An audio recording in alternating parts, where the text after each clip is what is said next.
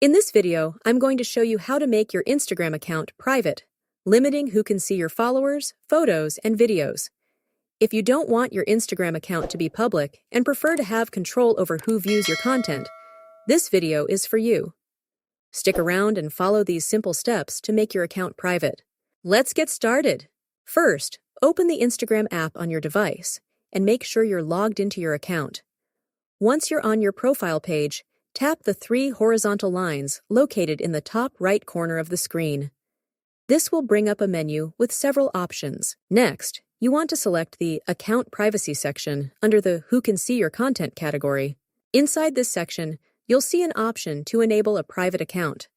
Simply toggle the switch to turn on this option. Once activated, your account will be private, meaning only the followers you approve can see your posts, including photos and videos on hashtag and location pages. And that's it! You've successfully made your Instagram account private. Now you have control over who can see your content.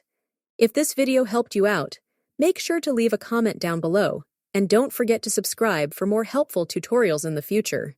Thanks for watching, and I'll see you in the next video.